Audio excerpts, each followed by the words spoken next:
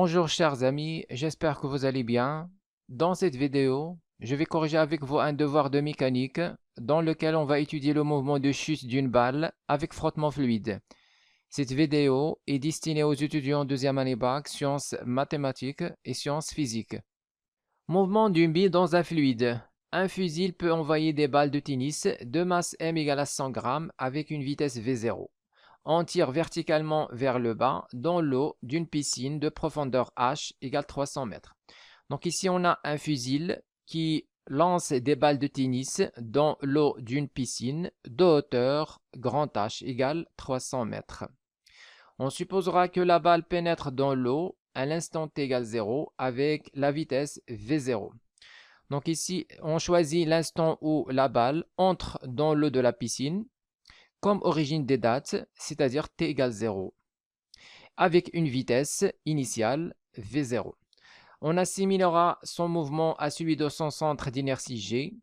Dans l'eau, les forces exercées sur la balle sont le poids, la poussée d'Archimède et la force de frottement F égale à moins kV. Donc ici, la balle dans l'eau est soumise à l'action de trois forces. Le poids, la poussée d'Archimède et la force de frottement fluide, F égale à moins kV. Pour le mouvement de la balle dans l'eau, le repère OK de celui-ci sera orienté vers le bas. Donc le repère OK sera orienté vers le bas, vertical orienté vers le bas, c'est-à-dire descendant. On donne G égale 10 mètres seconde moins 2.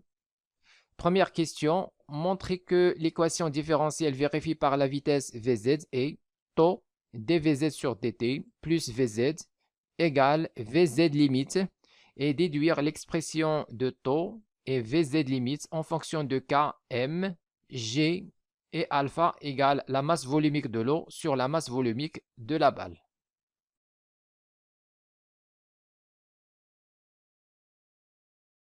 Alors pour trouver l'équation différentielle vérifiée par la vitesse Vz, on va appliquer la deuxième loi de Newton.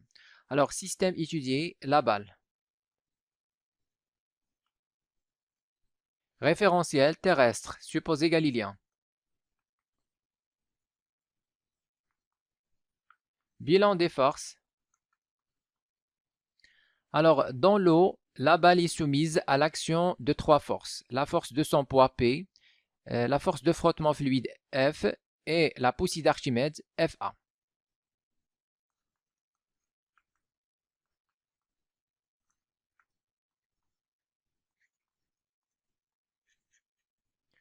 On applique la deuxième loi de Newton. La somme des forces extérieures exercée sur la balle est égale à la masse de la balle fois son vecteur accélération.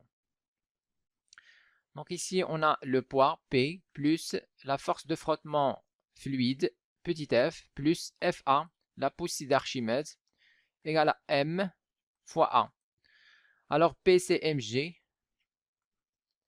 La force de frottement c'est moins K fois la vitesse, le vecteur vitesse V.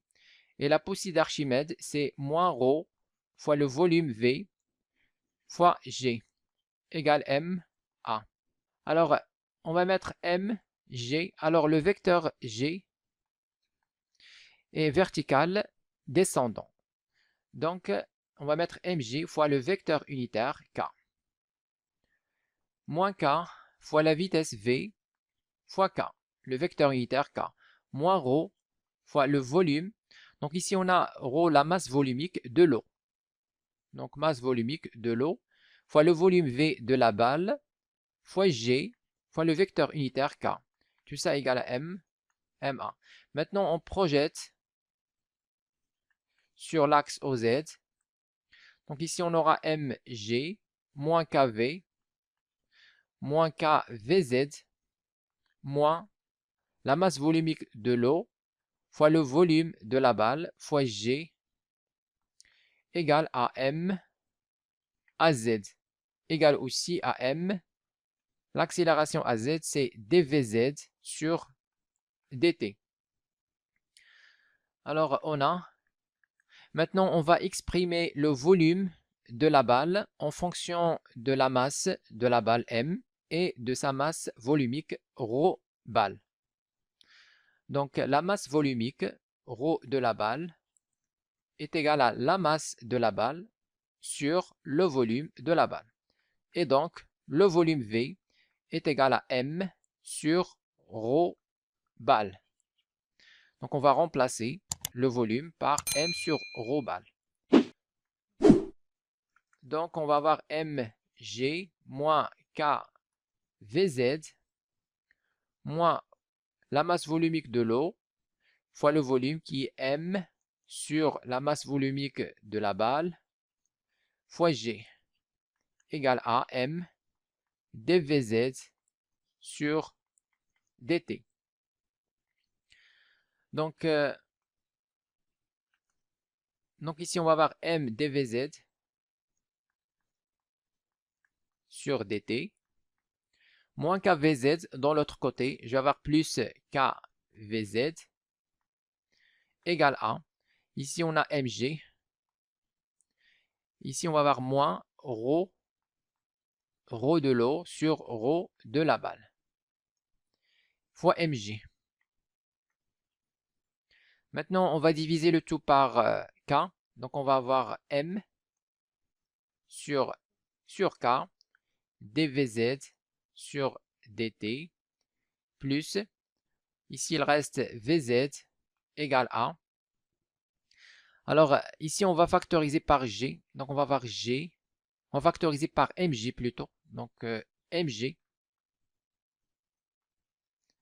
et on a déjà divisé par k, donc mg sur k, facteur, ici il reste 1, moins, ici il reste la masse volumique de l'eau sur la masse volumique de la balle. Donc c'est à peu près la forme demandée. Donc il faut écrire l'équation différentielle de Vz sous forme taux dvz sur dt plus Vz égale à Vz limite. Donc c'est ça taux et tout ça c'est Vz limite. D'où taux dvz sur dt plus Vz égale à Vz limite.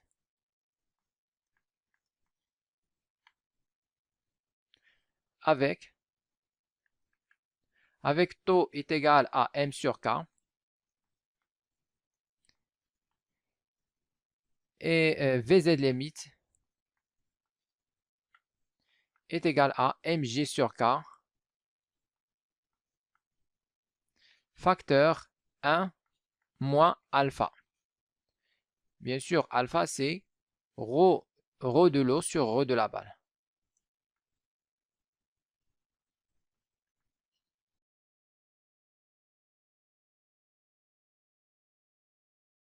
Deuxième question, la solution de l'équation précédente s'écrit sous forme V de t égale à A exponentielle moins t sur taux plus B.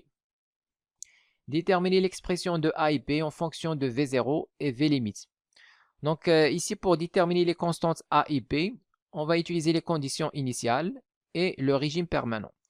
Donc à t égale 0, on a V de 0 est égal à A exponentielle 0 c'est 1, donc A plus B.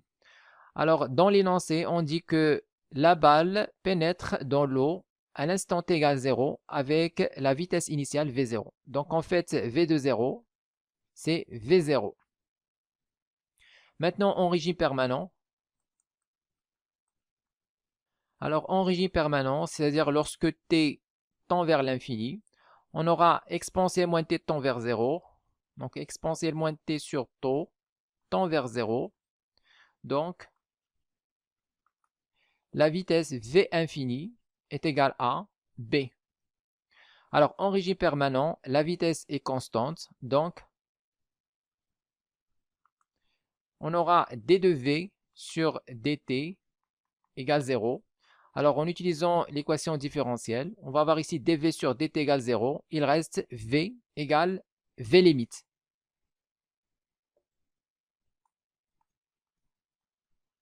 Donc V infini est égal à V limite. Et donc, B est égal à V limite.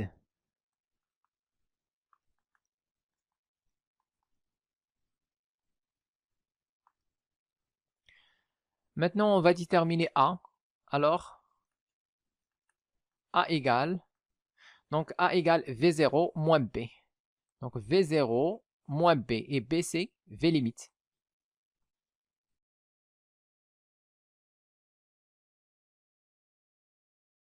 Question 3. La figure ci-contre représente les variations de Vz de t en fonction de t. Question 3a. Déterminer graphiquement les valeurs de Vz0 et Vz limite et déduire les valeurs de A et B. Donc ici, on représente les valeurs de la vitesse Vz en fonction du temps. Alors, on nous demande de trouver V0. Alors, V0, c'est la vitesse de la balle à l'instant t égale 0. Donc, à l'instant t égale 0, la vitesse, donc ici, il faut lire cette valeur. Donc ici, on a 5, 10, 15, 20. Ici, on a 20.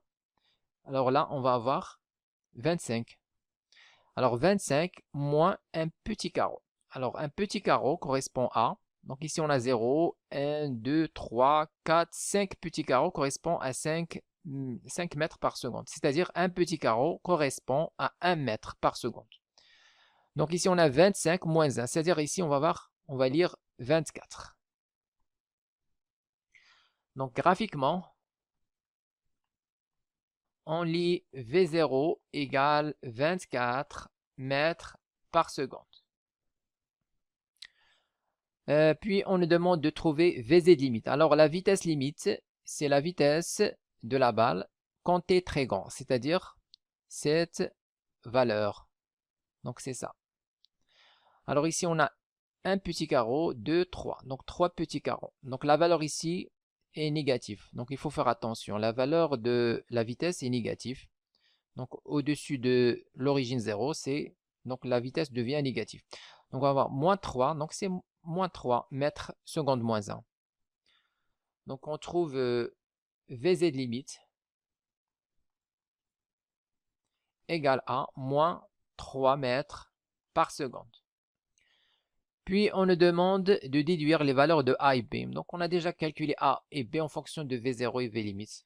Donc B est égal à V limite. Alors, c'est quoi V limite? C'est moins 3. Moins 3 mètres par seconde. Et A est égal à V0 moins V limite. Donc, en fait, on va avoir V0, c'est 24, moins. Alors, V limite, c'est moins 3. Donc, moins 3. Alors, on trouve A égale 24 plus 3, c'est 27. 27 mètres par seconde.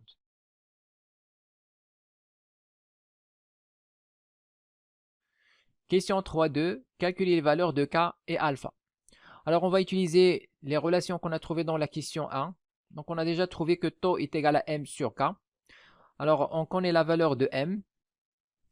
Et on peut déterminer tau, le temps caractéristique, à partir de la courbe V en fonction du temps. Donc, on peut déduire K.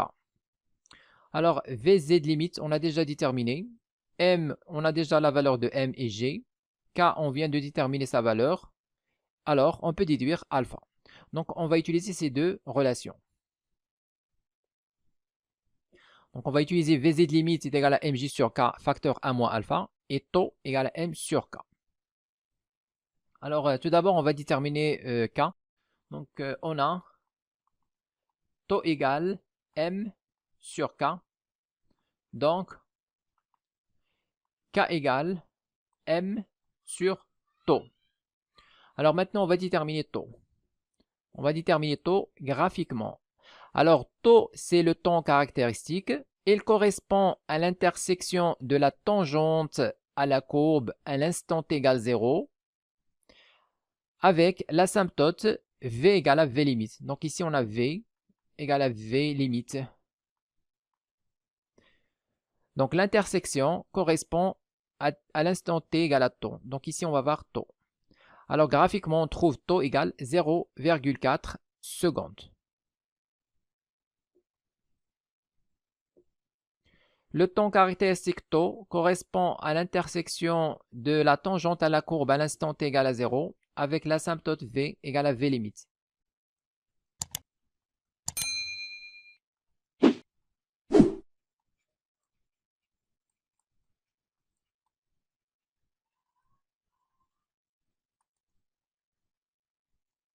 Le temps caractéristique tau correspond à l'intersection de la tangente à la courbe à l'instant t égale à 0 avec l'asymptote v égale à v limite. Donc graphiquement on trouve tau égale 0,4 secondes. Alors maintenant on va déduire K. Donc K égale la masse M. Alors la masse M c'est 100 grammes. Donc 100 fois 10 moins 3 kg sur tau sur 0,4. Alors on trouve K égale 0,25 kg seconde moins 1. Maintenant on détermine alpha. Alors on a Vz limite égale à mj sur K, 1 moins alpha.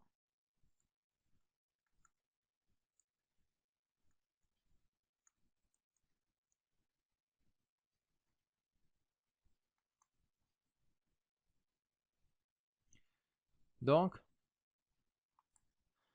ici on va avoir 1 moins alpha égale à K sur mg fois Vz limite.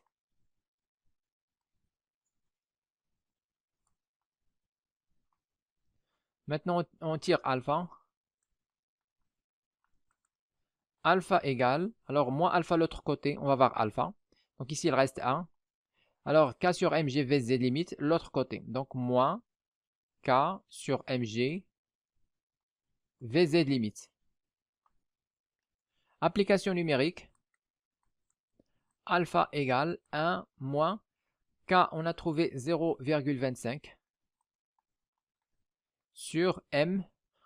Donc M fois G. Donc M c'est 100 grammes fois G 10 mètres seconde moins 2. Donc M c'est 100, 10 moins 3 fois G qui est 10.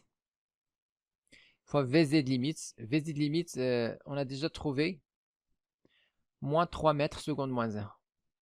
Donc on multiplie par moins 3. Alors on trouve alpha égale 1,75.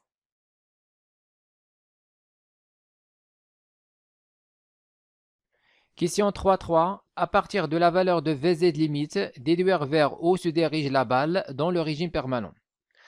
Donc au début, la balle descend vers le bas. Dans ce cas, Vz est positif. À un certain moment, la balle s'arrête et commence à remonter. Dans ce cas, Vz est négatif. Alors, on a déjà calculé Vz limite. On a trouvé moins 3 mètres seconde moins 1. Donc, Vz limite est négatif.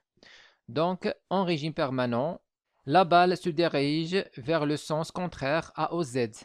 C'est-à-dire, elle remonte. Donc, on a Vz limite est négatif. Donc, en régime permanent, la balle se dirige vers le sens contraire à OZ.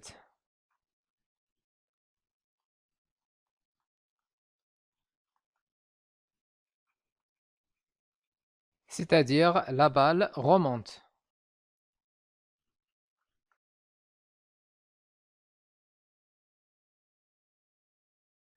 Question 4. Calculer TR lorsque la balle change le sens du mouvement. Donc, au début, la balle descend vers le bas.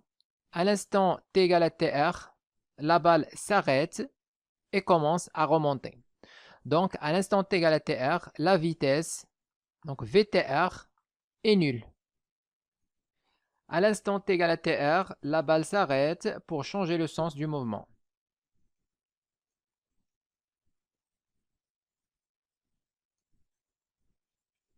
Donc, VTR est égal à 0. Alors, on a déjà calculé l'expression de V de t. On a trouvé V de t égale à A exponentielle moins t sur tau plus B. Avec A, c'est 27 mètres seconde moins 1 et B, c'est moins 3 mètres seconde moins 1. Donc, on remplace. Donc, A, c'est 27 exponentielle moins TR sur tau plus B, B c'est moins 3, égale 0. Maintenant, on tire TR. Donc, on va avoir exponentielle moins TR sur taux égale moins 3 l'autre côté. On divise par 27. 3 sur 27, c'est 1 sur 9. Maintenant, on applique ln. Donc, on va avoir moins t sur taux, moins tr sur taux, égale à ln 1 sur 9. Alors, ln 1 sur 9, c'est moins ln de 9. Donc, on aura tr égale à. Donc, ça, c'est moins ln de 9. Alors, maintenant, on va multiplier par moins taux dans les deux côtés. On va avoir tr égale à taux ln de 9. Alors, application numérique, TR égale, taux c'est 0,4 secondes, fois ln de 9. Donc, fois 2, ln de 3. Alors, on trouve TR égale, donc à peu près 0,9 secondes. Graphiquement, on peut vérifier ce résultat. Donc, comme vous remarquez, la courbe de la vitesse coupe l'axe des temps à l'instant t égale à peu près 0,9 secondes.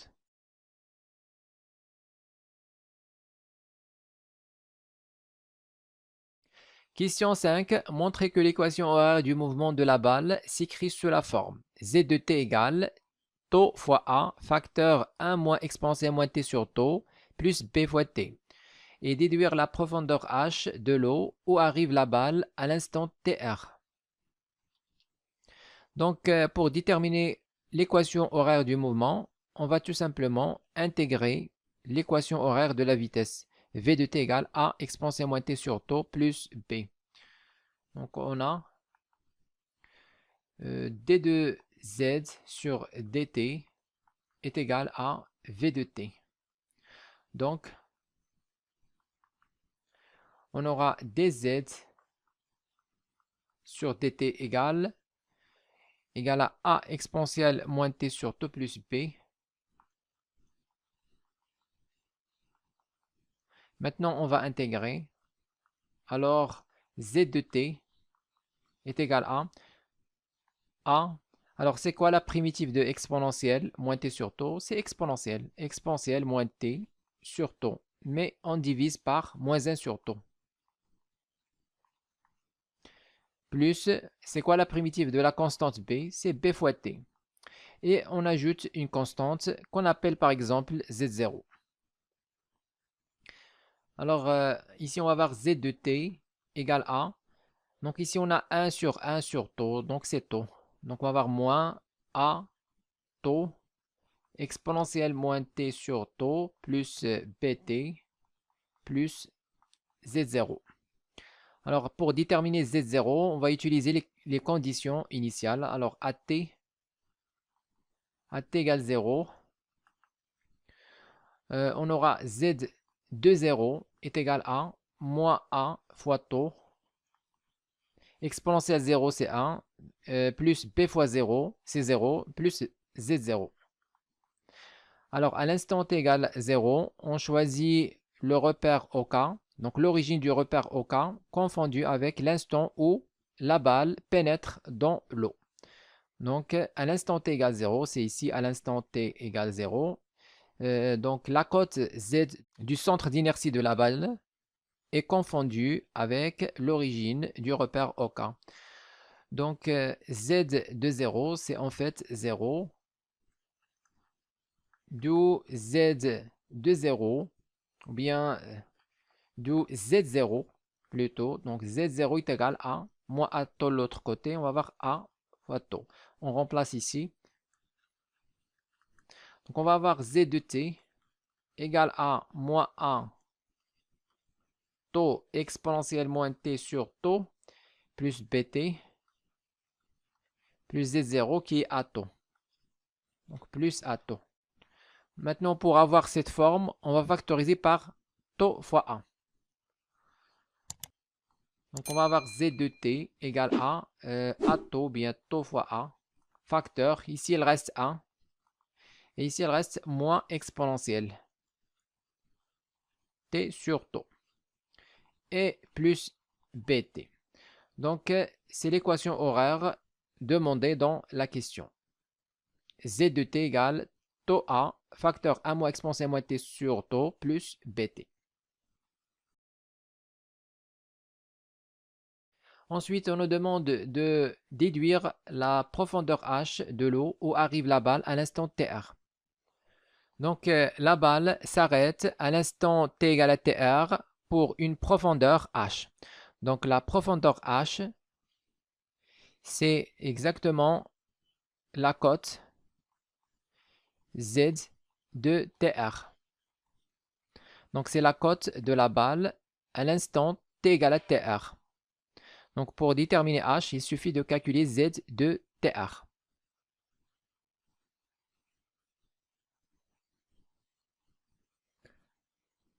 Donc, à l'instant T égale à TR, Z de TR est égal à H. Donc, Z de TR, on remplace ici. Donc, H est égal à taux A, facteur 1 moins exponentielle moins T sur, bien moins TR sur taux, plus B fois TR. Donc, H égale taux A 1 moins, alors exponentielle moins TR sur taux, on a déjà calculé dans la question précédente. Donc, on voit ici, moins, ou bien exponentielle. Exponentielle moins TR sur taux, c'est exactement 1 sur 9.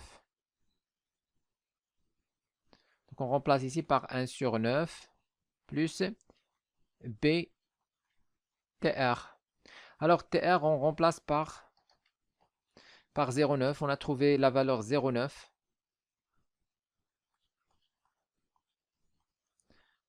Donc, H égale A. Alors, taux, c'est 0,4 secondes. A. Donc, taux, c'est 0,4. A, c'est 27. Donc, 27. Facteur 1 moins 1 sur 9. Donc, on va avoir 9 moins 1, 8 sur 9. Plus B. Alors, B, c'est moins 3 mètres secondes de moins 1. Donc, B, c'est moins 3 fois 0,9. Alors, on trouve H égale à peu près 6,9 mètres.